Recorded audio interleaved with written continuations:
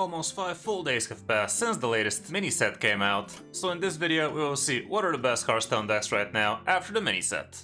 We're also gonna look at all of the other working archetypes for each individual class, so you guys have a better idea of what you should be playing with, as well as what you're playing against. And if you're serious about Hearthstone, drop a like and subscribe to the channel. And don't forget you can hire me for some Hearthstone coaching. Now, let's check out the decks. You are not prepared! Not gonna lie to you, not that much has changed since the last top 5 I gave you just one day after the mini set came out, but we will still see how the meta is developing. And I'll quickly go over some of the old decks that still remain at the top, but we'll also check out some new ones that I didn't really expect to rise this much in power. Starting off with the best deck right now, which is the Aggro Pally, and this is the not pure variant, but the one with a Metis, and a bunch of eggs and sticky minions instead. This Pally list is absolutely broken right now, and the main culprit is this card. Sadly, it's just a common, and I definitely can see this one going to 4 mana and still being broken as hell, because right now, as soon as something sticks on the board, even a frickin' 0-2, you can literally OTK people with the help of Double Garden's Grace, Kel'Thuz's, or Hand of a Doll, or heck, even Keeper's Strength, and you can even clear taunts like that.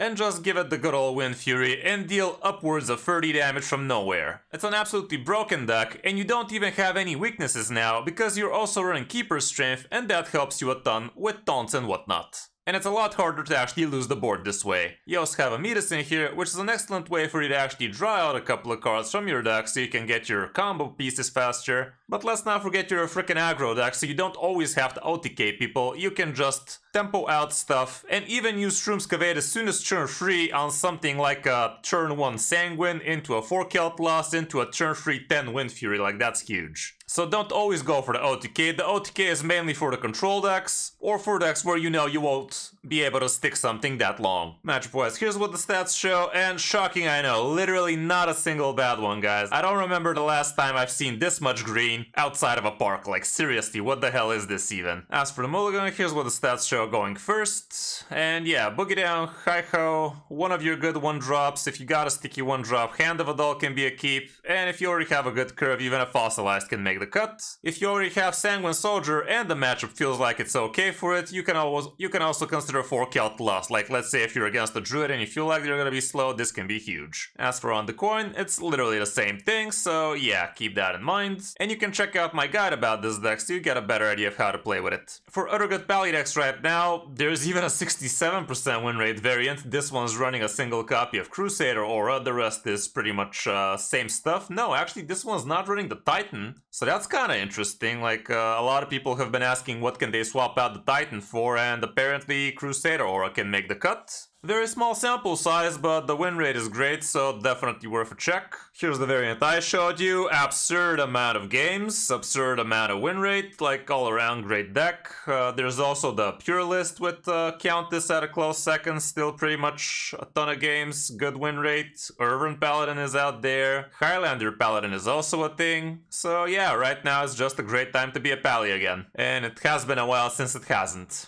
On the number 2 spot, we have 300 still, not a single new card in here. The only interesting thing here is Unending Swarm being a part of the deck, which you don't really see that often. Here's the variant I'm showing you right now. As you see, it has 1100 games. The lot more populated list has like 60,000 games with pretty much the same win rate, like 0.4 difference. This one is the absolutely classic variant without the Unending Swarm, but I guess it's still worth a check because almost 0.5% still is something. But yeah, the rest of the deck is mainly the same thing. You're only running a single copy of Summer Flower Child, and I guess, yeah, the second one definitely feels pretty lackluster, but honestly, you're running 2 of them so you can actually find them on time, like doing this on curve and then following up with the big boys can be great, but I guess the stats are pretty decent for it still, so there's that too. Not gonna talk much about it. The main concept of the deck is you either tempo hard or you wait till around turn 4 or 5, trying not to lose too much tempo, and then build an outstanding board with the help of things like upgraded forest seedlings, living roots, blood treants, and you can either make them big with cultivation or you can make them sticky with Soul of the Forest. You can also make them big with Herald, so yeah, you have plenty of options, and depending on the matchup,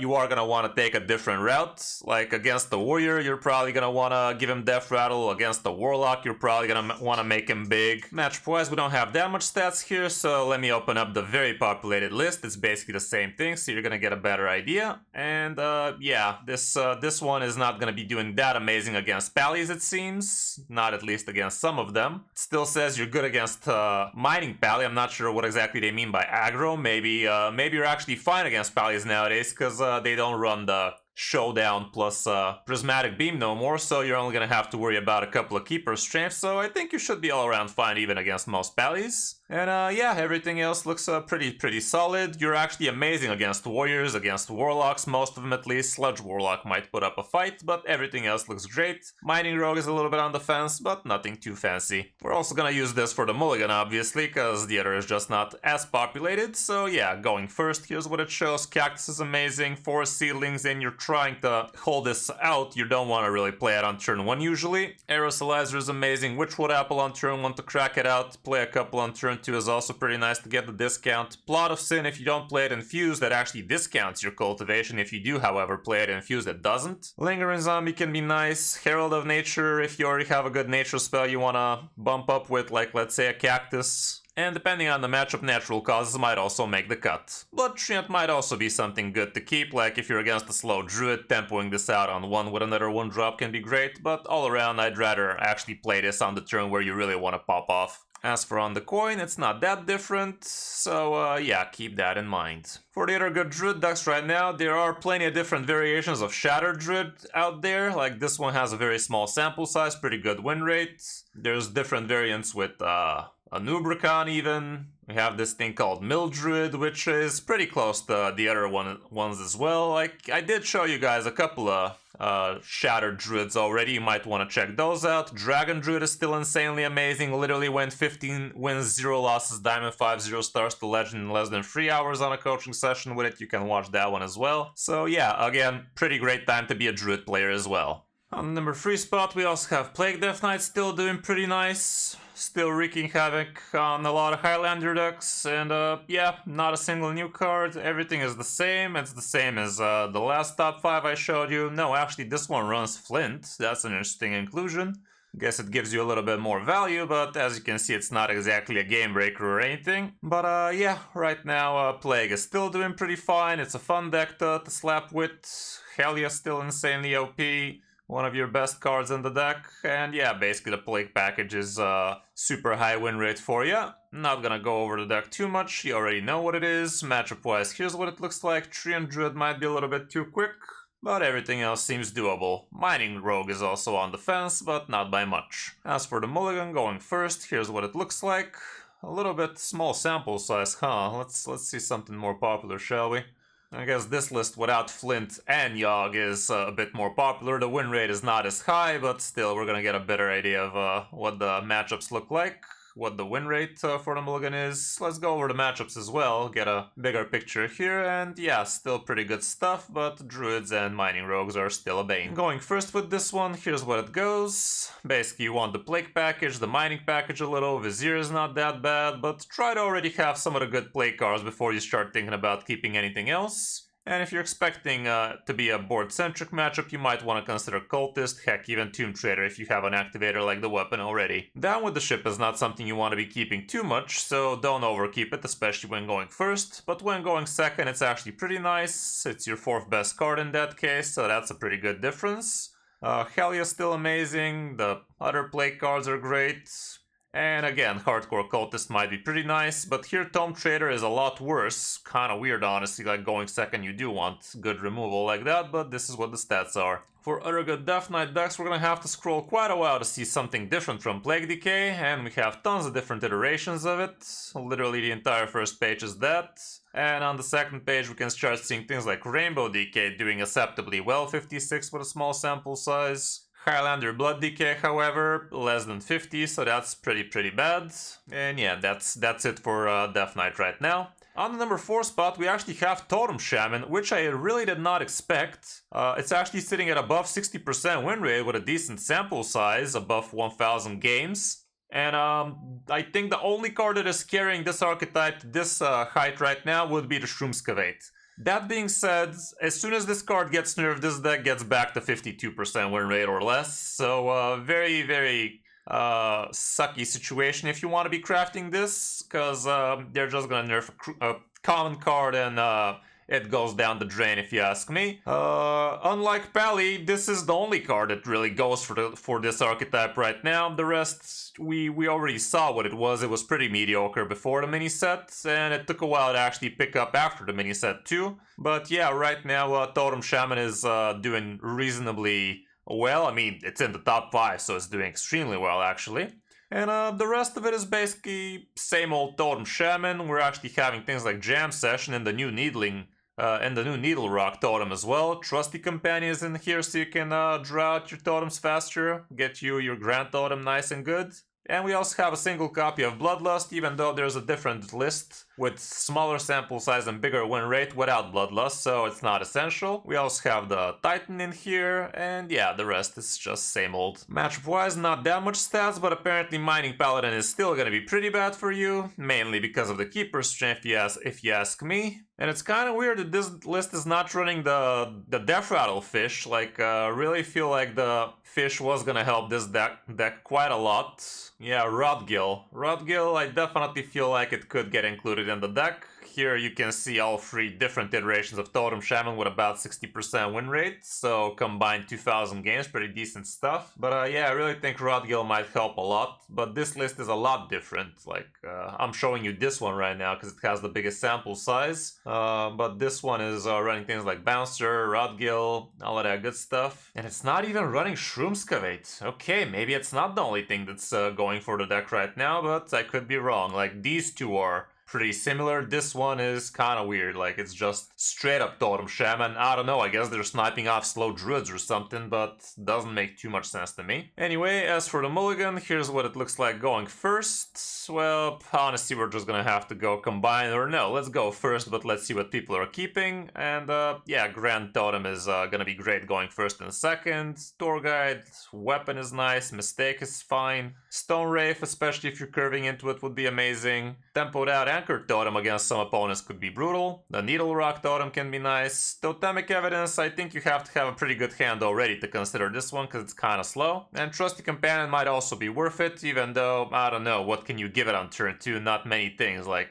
if you played a Mistake, I guess turn 1 Mistake does still give you turn 2 this thing, and it should be drawing you, what, either a Totem or an Amalgam? I'm not sure. Is it gonna consider it a Totem first? Probably not, so it's probably gonna be drawing you an Amalgam instead, but it's still fine. For other good Shaman decks, Highlander Shaman is the second best deck, but by a long shot, like under 55, so 5% difference. Elemental Shaman is above 50%, which is more than I honestly expected. Nature Shaman is not what it used to be, it seems. And on the number 5 spot we have Sludge Warlock, and this is a different iteration that includes the new Chaos Creation, which is also a mage card for reasons unknown to me. I don't know what kind of mage is ever gonna consider this card, ever. But that's not the point right now. The point is right now Sludge Fatigue Imp Warlock is doing quite fine, and it's also running the new Trog Gem Tosser, which fits decently well into the deck, gives you a little bit of chip damage out of nowhere. And yeah, you have a bunch of the Fatigue cards.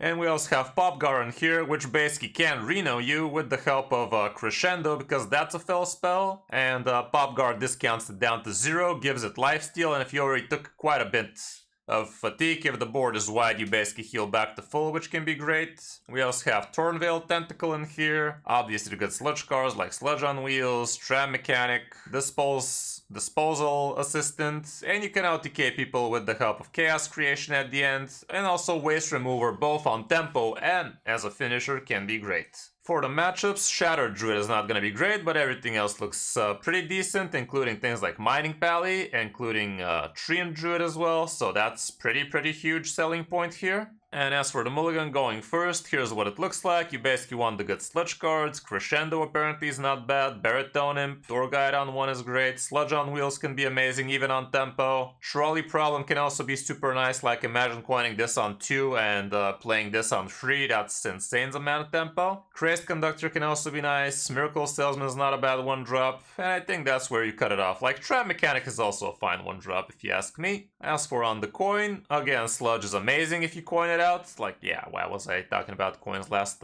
segment? Baritone Imp's still great, Disposal's nice, Waste Remover on tempo even can be nice, but you could be burning a lot of stuff, including Furnace Fuel though, so that can give you some random card draw out of nowhere, which is nice. Chaos Creation is not really something you keep, like these stats are basically the opponent got a perfect curve and ended up doing this on 6, so yeah, probably pretty high rolling game. But yeah, this gives you a good gist of what you should be looking for. For other good Warlock decks, we have several different iterations of Sludge Warlock, including one that's running this weird Imprisoned Horror, which doesn't really make too much sense, but hey, that's what the stats are showing. We're gonna have to scroll quite a lot to see things like Mining Warlock be back in the block. That is a very small sample size to take seriously, but it is something to consider if you want to be trying that one out again. Control Warlock is out there, but this is honestly Fatigue Warlock. It's not Control Warlock, it's basically Fatigue OTK Warlock. Let's call it like it is. Stadius Warlock is still doing fine with different iterations of it. There's also the Imp Sludge Warlock doing reasonably well. Curse Warlock is almost 55, which is okay, but it's honestly mainly still Sludge Warlock in it. So yeah, very different Warlock lists out there. You can definitely have a lot of fun with the class right now, I guess. Moving down to the classes we haven't mentioned, and we have several different classes that are showing very promising results, starting off with Demon Hunter, and Aggro Demon Hunter is actually the best performer in top 1000, even though with a small sample size, but look at this win rate. Definitely nothing to scoff at. And it is using the new weapon in here, like the 2-mana Quick Pick, which is going to help you with the card draw, which God knows the deck needs. And yeah, we have several different iterations of it, including things that are running even ETC, which feels super slow, honestly. There's also some weird iterations with Illari Inquisitor, which is awfully weird. Like, it's basically a Naga DH with a big DH at the end. Kind of weird stuff, but it is looking decent. For Hunter, Highlander Hunter seems to be the best bet. Cleave Hunter is doing okay. Arcane Hunter is also doing okay, but they're really no match for some of the other bullshit decks out there, so they just feel a bit too fair. Imagine saying that for a Hunter in today's day and age. For Mage, speaking of age, for Mage, we have Mining Mage still at the top. Elemental Mage is actually at a close second. That's a weird sight to behold, but it is something to consider if you're really itching to try that archetype. Just Sith Mage is also out there still, but it's just a shell of its former glory. Not many people are even playing it. Secret Mage is out there, by the way, which is a actually pretty budget deck to be playing with if you don't have that much going for you, and this will be a great deck to be climbing low ranks. Like this and gold, you're gonna be an absolute menace because people have a sucky time playing against your secrets. So yeah, basically Sith Mining Mage is the best bet for mages right now. As for priests, Naga Priest is at the top, Undead Priest is doing okay, Automation Priest is at a close third, and Control Priest are still not that amazing, and I'm not complaining about that, honestly. For Rogue, honestly, I could have included Mining Rogue today, but that would have been a fourth old deck into the top 5, so I don't know, I'd rather not. There was a bug with Velrock on the first day of the mini set, so that's why this deck was really nowhere to be seen on the first few days. But now that the bug is fixed, you no longer need to be playing free cards for Velrock to get back to its true form. It's still a pretty busted deck. Like, here's the best performer with a big sample size at least. The others are just a quarter of what this has at best. And this one is running things like Test Greymane. You have a couple of Cult Neophytes so you can cockblock some Druids mainly, I'd say, but also does wonders against Warlocks and whatnot. So yeah, mining is still the way to go, even though Mech Rogue is also somewhere out there, surely. Yeah, here it is, 56, not that big a sample size, but still worth a check. Yeah, here's a bigger sample size, 55, still respectable. And on the last spot with Warrior, honestly, Warrior is, in my book, one of the best decks in Hearthstone right now, but the fact that it's a 40 Highlander deck, like, how are you gonna get a good sample size, you know?